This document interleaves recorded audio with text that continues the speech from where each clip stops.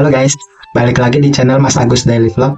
Kali ini Mas Agus mau curhat tentang awal mula kenapa Mas Agus kepikiran untuk pergi kerja magang di Jepang ya guys ya. Sebelumnya Mas Agus mau cerita dulu awal perjalanan sebelum Mas Agus kepikiran untuk mulai magang di Jepang.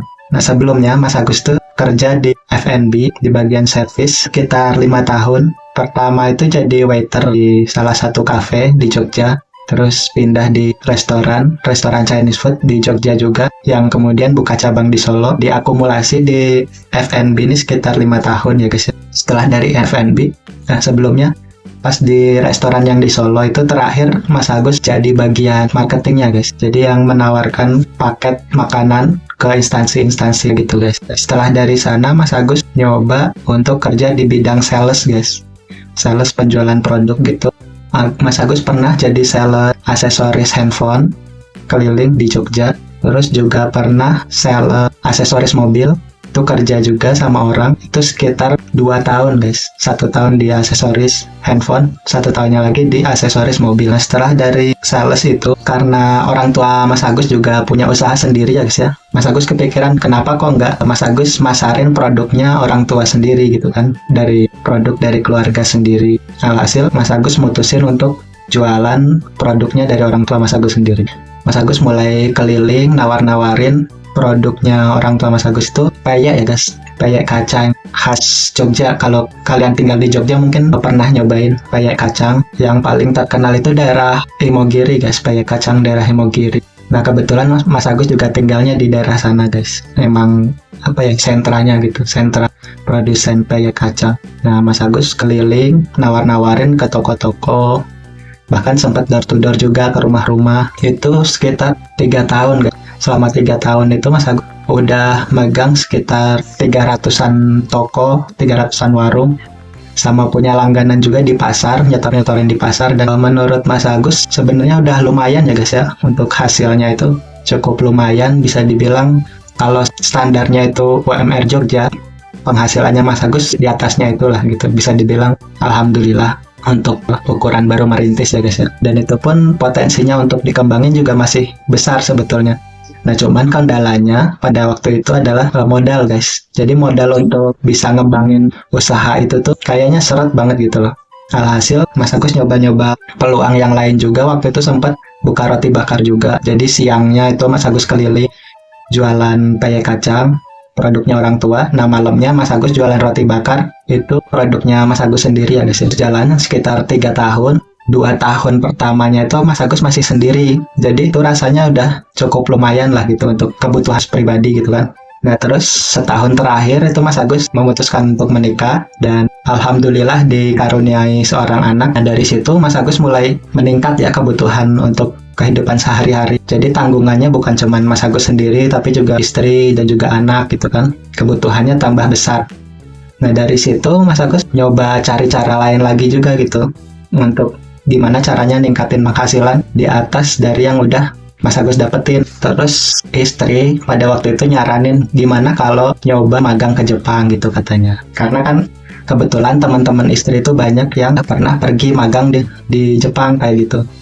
Dan untuk gajinya sendiri kan di Jepang emang lumayan tinggi ya, kalau dibandingin sama UMR di Jogja. Nah terus alhasil Mas Agus mikir-mikir lagi gitu kan.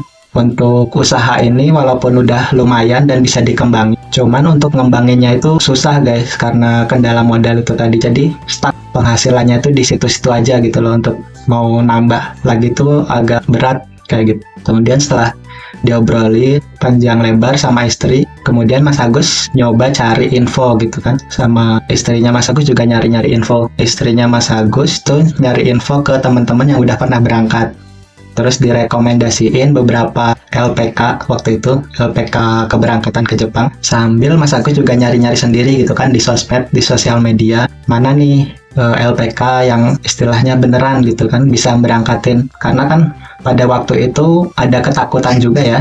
Takutnya kalau nggak jadi berangkat kayak gitu, udah keluar biaya mahal gitu kan untuk pendidikan, akhirnya gak berangkat kayak gitu kan. Banyak dengar kasus kayak gitu juga gitu loh. Nah ada kekhawatiran di situ, makanya Mas Agus coba cari-cari info di sosmed, di Google gitu kan, LPK yang emang udah terjamin riwayatnya untuk ngeberangkatin siswa magang ke Jepang itu udah terbukti gitu loh.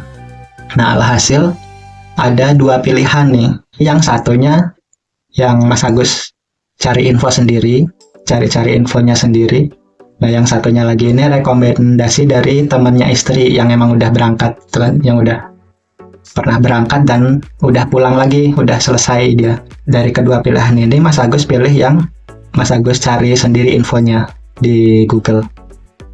Karena apa? Karena dari info yang Mas Agus dapetin, LPK-nya ini udah resmi, udah SO, dan itu udah terdaftar. Terus dari riwayat keberangkatan siswanya juga itu udah banyak ya, udah terbukti gitu loh. Di Instagramnya tuh banyak banget nampilin keberangkatan siswa ke Jepang gitu. Prosedurnya juga kelihatan jelas, biaya-biayanya rinci untuk apa aja, dan tergolong murah dibandingkan dengan LPK-LPK yang standarnya sama gitu, yang setara dengan standarnya dia ini. Untuk urusan biayanya itu tergolong lebih murah gitu menurut Mas Agus. Jadi akhirnya Mas Agus pilih LPK yang ini. Singkat cerita, Mas Agus daftar, terus ikut pelatihan di LPK-nya. Sekitar, pada waktu itu kan Mas Agus daftar, cuman kebetulan kuotanya lagi penuh guys. Dia waktu itu cuma nerima sekitar 40 orang per angkatan ya. Karena kan dibatasin, ruang kelasnya pada waktu itu masih terbatas guys. Jadi satu angkatan itu 40 orang, satu kali angkatan itu per 3 bulan guys. Jadi tiap 3 bulan ada pembukaan angkatan baru kayak gitu. Nah, karena udah penuh, Mas Agus ikut pendaftaran angkatan yang berikutnya kayak gitu. 3 bulan pelatihan itu Mas Agus ikut wawancara kerja dari pihak Jepang. Wawancara yang pertama itu Mas Agus ikut job pengelasan. Nah, di job pengelasan ini Mas Agus nggak lolos guys. Ya belum rezeki mungkin ya guys ya. Nah, dari situ Mas Agus nyoba lagi nih. Pokoknya prinsipnya itu tiap ada job ikut gitu aja. Sekitar 1 minggu berikutnya tuh ada lagi job yang Mas Agus juga seret gitu kan sama jobnya di cleaning service. Nah, Mas Agus ikut tuh. Alhamdulillah yang wawancara kedua ini Mas Agus keterima. Dan akhirnya setelah keterima wawancara itu vakum dulu guys. Jadi sistemnya begitu kita dapat job, itu kita disuruh nunggu dulu. Mau tetap ikut pelatihan boleh, mau pulang dulu juga boleh kayak gitu. Nah, Mas Agus pulang dulu, terus nunggu panggilan untuk kelas intensif guys. Nah, kelas intensifnya itu dimulai sekitar 2 bulan setelah Mas Agus terima wawancara itu guys. Jadi 2 bulan setelahnya Mas Agus ikut kelas intensif selama 3 bulan guys. Jadi selama 3 bulan itu benar-benar mendalami tentang bahasa Jepangnya, terutama bahasa Jepang untuk bidang kerja ya guys ya. Setelah 3 bulan intensif itu Mas Agus nunggu lagi tuh, nunggu si OE-nya turun. Jadi dari pihak Jepangnya itu kan harus ngeluarin izin ya guys ya, supaya bisa memberangkatkan siswa magangnya ke Jepang kayak gitu. Nah, Mas Agus nunggu itu tuh izinnya itu turun. Turunnya itu kalau punya Mas Agus ya sekitar 2 bulan setelah pelatihan intensifnya selesai guys. Kalau teman-teman Mas Agus tuh ada yang pelatihan belum selesai pun si OE-nya udah turun, dia langsung berangkat guys kayak gitu. Jadi nggak tentu ya. Cuman rata-rata atau emang sekitar 1-2 bulan guys untuk si OE-nya itu turun. Tapi bisa juga lebih ya guys ya, tergantung dari pihak Jepangnya kayak gitu. Kalau yang teman-teman yang juga lagi nunggu COE, sabar aja guys, pasti turun kalau udah keterima wawancara ya guys. Itu pasti turun, cuman ya mungkin beberapa memang agak lama gitu turunnya, ditunggu aja. Itu keberangkatan setelah 2 bulan dari selesai intensif itu, berangkat Mas Agustus di bulan September guys.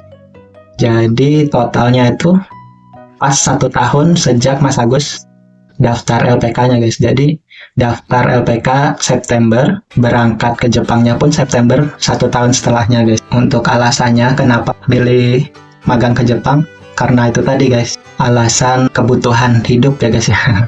Sama nanti hasil dari nabung gaji dari Jepang itu nanti tabungannya mau untuk ngembangin usaha guys, supaya usahanya Mas Agus juga bisa dikembangin lagi. Jadi nggak harus selamanya kerja di Jepang kayak gitu guys. Begitu pulang nanti bisa ngembangin usaha yang semoga hasil dari usaha itu bisa ngimbangin atau malah ngelebihin gaji Mas Agus kerja di Jepang kayak gitu.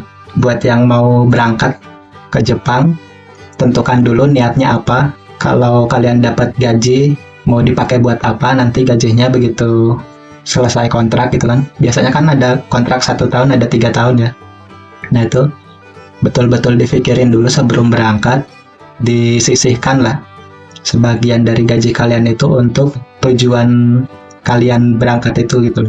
Misalnya kayak Mas Agus kan berangkat tujuannya untuk nabung supaya bisa untuk membangun usaha kayak gitu. Ditentukan dulu niatnya guys, biar kalian itu punya pegangan yang kuat gitu loh untuk pas kerja di Jepang itu. Oke, mungkin sekian dulu curhatan dari Mas Agus. Kalau ada yang pengen kalian tanyain seputar magang di Jepang, kalian bisa tulis saja di kolom komentar ya guys ya. See you in the next video.